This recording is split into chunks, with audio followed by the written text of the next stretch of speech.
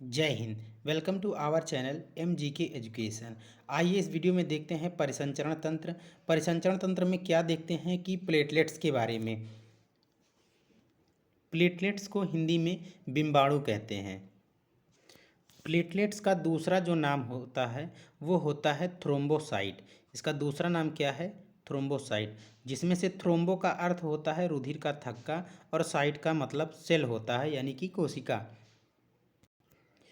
रुधिर में प्लेटलेट्स की अगर संख्या कितनी होती है तो होती है 4.5 से 5.5 लाख 100 ml ऑफ HG। कहने का मतलब है 100 ml हीमोग्लोबिन में 4.5 से 5.5 लाख तक जो है इसकी संख्या होती है प्लेटलेट्स की। आकार इसका जो होता है वो असामान्य होता है। कहने का मतलब है इर्रेगुलर शेप में होता है, उसका कोई आकार नहीं होता है। इसका निर्माण अस्थि मज्जा में होता है, यानी कि बोन मैरो में होता है। यह जो है बोन मैरो में बनती है और स्प्लिन में जाकर के जो है मर जाती है। कहने का मतलब है इसका स्प्लिन में जो है इसकी मृत्यु होती है और बनती कहाँ पर है तो बोन मैरो में। बोन मैरो में बनती है, स्प्लिन में मर जाती है। स्प्लिन को ही इसका कब्रगाह भी कहते हैं। जीवन काल की अगर बात करी जाए तो इसका जीवन काल जो है 8 से 10 दिन तक इसका जीवन काल होता है। 8 से 10 दिन के बाद ये डेड हो जाती है। प्लेटलेट्स का काम क्या है? तो ये इसका जो काम होता है ये होता है रुधिर का थक्का जमाना। तो रुधिर का थक्का जमने में जो है इसकी मदद करती है, प्लेटलेट्स जो है मदद करती है। और ये जमता किस तरह है तो इसमें जो है देखते हैं कि जैसे चोट लग जाती है, किसी व्यक्ति को चोट लग जाती है, तो क्या होता है कि मांसपेशियां जो है फट जाती हैं। मांसपेशियां फट जाएंगी तो क्या होगा कि रुधिर जो है यानी कि खून बाहर निकलने लगेगा। और जब बाहर खून निकलने लगता है तो रुधिर में जो है कैल्शियम और इसमें जो है प्लाज्मा, रुधिर के अंदर जो है कैल्शियम और प्लाज्मा भी पाया जाता है, जो कि रुधिर के साथ बाहर निकलने लगता है। और यह जब बाहर निकलने लगता है तो क्या होता है कि इसमें जो है प्रोथ्रोम्बिन नामक एक प्रोटीन पाई जाती है। और ये जो है ये पाई जाती है प्लाज्मा में। तो प्रोथ्रोम्बिन जो है ये पाई कहाँ जाती है तो ये प्लाज्मा में पाई जाती है। और यह जो है थ्रोम्बोप्लास्टिन जो कि मांसपेशियों में, फटी हुई मांसपेशियों में पाया जाता है, ये दोनों मिल करके जा करके थ्रोम्बिन को जो है सक्रिय कर देते हैं। सक्रिय यानी कि एक्टिवेट कर देते हैं। और थ्रोम्बिन क्या करता है, थ्रोम्बिन जा करके हिपैरिन को निष्क्रिय कर देता है, यानी कि हिपैरिन को डीएक्टिवेट कर देता है। हिपैरिन क्या करता था कि जो है ये ब्लड को जमने से रोकता था। और वहीं जो है थ्रोम्बिन क्या किया कि जब हिपैरिन को निष्क्रिय कर दिया तो यानी कि हिपैरिन निष्क्रिय हो गया, अब ब्लड जम सकता है। तो जब निष्क्रिय हो जाएगा तो उसके बाद में जो है ब्लड का थक्का बन जाता है। एक प्रकार से ये हो गया कि जो है कैसे ब्लड इस प्रकार से कैसे जमता है। और एक हो जाता है कि विटामिन के की जो है, विटामिन के कारण भी जो है ब्लड का क्लॉट होता है। तो ये आगे देखते हैं हम विटामिन के बारे में कि इससे जो है कैसे जो है ब्लड क्लॉट होता है। कुछ इम्पोर्टेंट फैक्ट हैं जो कि इम्पोर्टेंट हैं एग्ज़ाम की दृष्टि से। जैसे एग्ज़ाम में क्या है कि एग्ज़ाम में पूछा जाता है कि कौन सा रुधिर कोशिका है जो खून का थक्का जमाने में मदद करती है। कौन सी रुधिर कोशिका है जो कि खून का थक्का जमाने में मदद करती है? तो उसका जो है जवाब है प्लेटलेट्स। प्लेटलेट्स जो है ये एक सेल है, रुधिर कोशिका है जो कि ब्लड क्लॉटिंग में मदद करती है।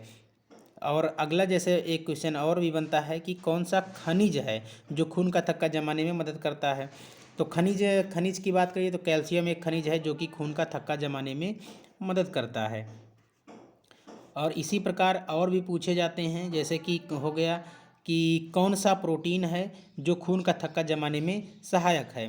तो प्रोटीन तो कई प्रोटीन है, जैसे कि थ्रोम्बिन हो गया, प्रोथ्रोम्बिन हो गया, थ्रोम्बिन हो गया, प्रोथ्रोम्बिन हो गया, फाइब्रिन हो गया, फाइब्रिनोजिन हो गया। ये सभी के सभी प्रोटीन हैं जो कि ब्लड क्लॉटिंग में सहायता करते हैं।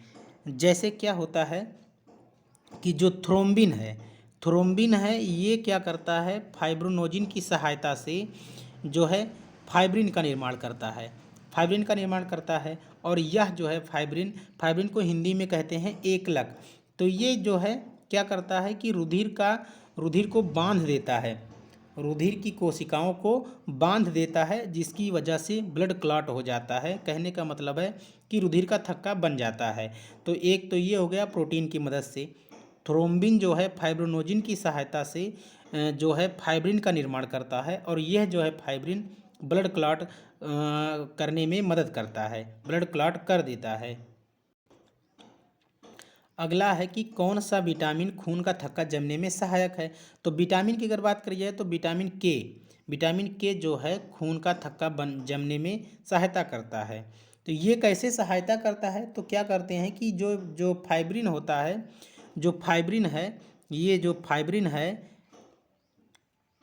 ये और प्लेटलेट्स दोनों मिल करके विटामिन के की उपस्थिति में रुधिर का थक्का जमाते हैं। तो विटामिन के की उपस्थिति में रुधिर का थक्का जमाते हैं फाइब्रिन और प्लेटलेट्स। हिपैरिन के बारे में थोड़ा सा जान लेते हैं कि यह कारक जो है क्या होता है। यह एक ऐसा कारक है जो कि नसों में खून को जमने से रोकता है। ये जब तक ये एक्टिवेट रहेगा तब तक कटने पर कहीं भी जो है खून नहीं जमने देगा ये। इसीलिए जो थ्रोम्बिन होता है वो सबसे पहले हिपैरिन को ही डीएक्टिवेट कर देता है, तभी जा कर के ब्लड क्लॉट होता है।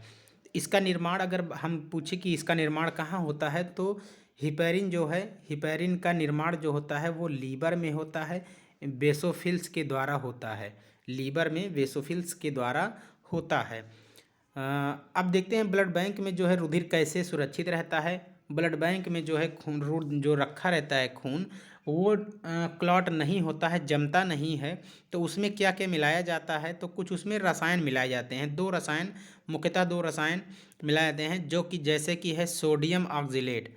एक तो होता है सोडियम ऑक्जिलेट और दूसरा जो होता है वो होता है कैल्शियम साइट्रेट होता है। इन्हीं दोनों की उपस्थिति के कारण जो है ब्लड बैंक में ब्लड सुरक्षित रहता है, वहाँ पर जमता नहीं है। अब देखते हैं प्लेटलेट्स से होने वाले रोग। तो प्लेटलेट्स की कमी के कारण होने वाले रोग या अधिकता की कमी से जो है कौन सा रोग हो जाता है, उसके बारे में देखते हैं। तो कमी से क्या होता है कि जो है कमी से क्या होता है, खून का थक्का जमने में देरी हो जाती है। भाई जब कम रहेगा तो खून का थक्का जाहिर सी बात है कि देरी से जमेगा, और जब देरी से जमेगा तो समस्याएं ज़्यादा उत्पन्न हो जाएंगी।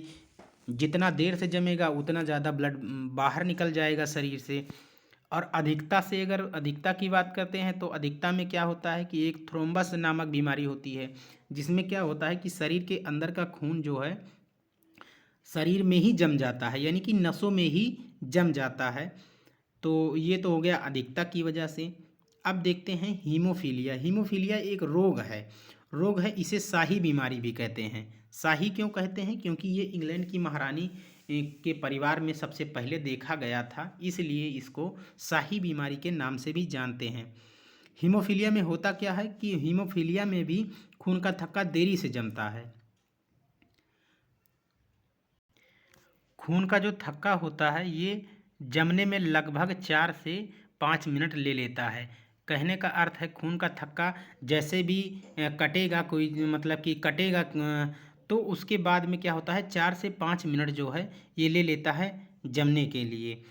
और प्लेटलेट्स का निर्माण जो है ना होने पर, अगर हमारे शरीर में प्लेटलेट्स का निर्माण नहीं होगा तो खून का थक्का नहीं जमेगा।